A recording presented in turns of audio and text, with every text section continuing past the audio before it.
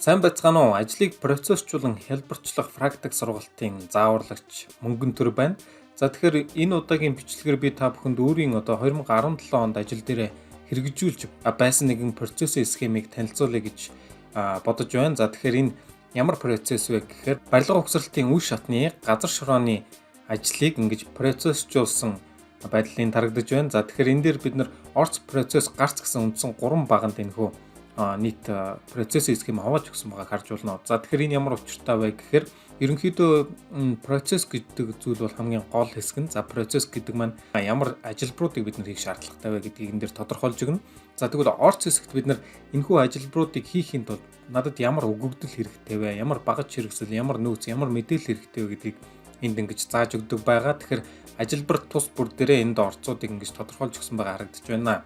За хамгийн сүүлийн гарц гэдэг талын хэсэгт бол энэхүү ажилбар тус бүрийн эсвэл 2-3 ажилбарын үр дүнд нийлээд ямар мэдээлэл за эсвэл бичиг баримт за үр дүн бий болох вэ гэдгийг энд харуулж өгсөн байна. За тэгэхээр ийм үндсэн 3 багныг ингэж ойлгох нь байна бид нар. За энэ дээр ажлаа эхлэхэд бол бид нар хамгийн эхлээд улаан шугам тэг тэнхлэг татсан актыг ашиглаж байна. За улаан шугам тэг тэнхлэг татсан актаа үндэслээд бид нар газар шорооны ухамлын ажлаа эхлүүлж байна. За тэгэхээр ухамлын ажлыг эхлэх хамгийн эхний процесс бол газрын гадарга инженерийн шугам сүлжээний байршилтай танилцах гэж байна.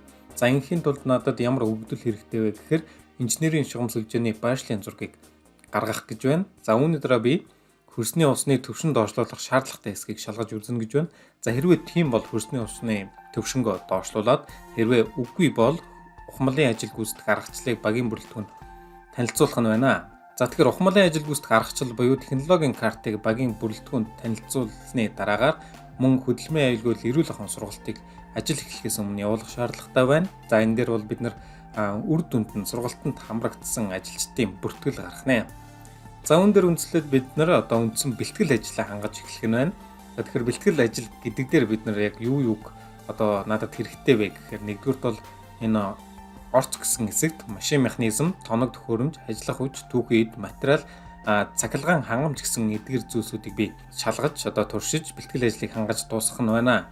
За үүний үр дүнд хөдөлмөрийн аюулгүй байдлын тэмдэглэгээнүүд хамгийн сүүлд бүгд байршуулагдаж дууссан байх нь байна.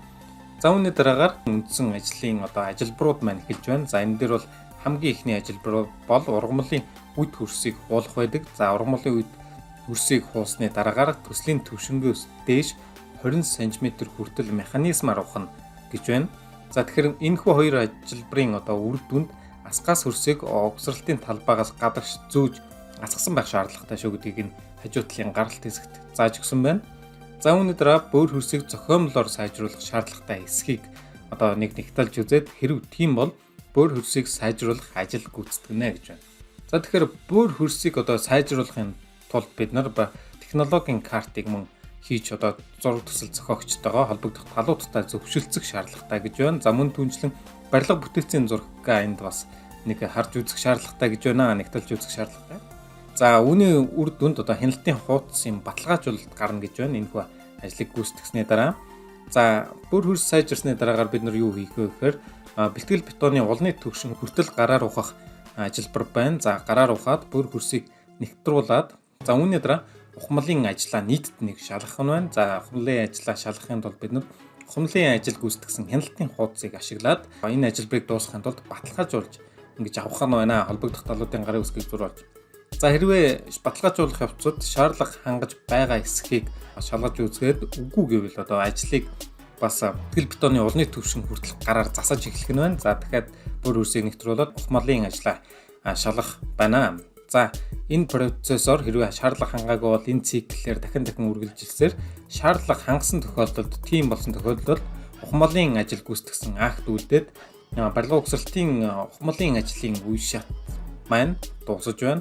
За тэгэхээр энэ процессын схемээс бид нар юу харж болох вэ гэхээр бид нар ямарваа нэгэн үйлдвэрлэлийн процесс энэ ганцхан барилга угсралтын салбараар хязгаарлагдахгүй. За ямар ч байж болно хүнд үйлдвэрлэл байж болно хөнгөн үйлдвэрлэл байж болно. За тэр бүйл байгууллагын офис маркетинг менежмент байж болно.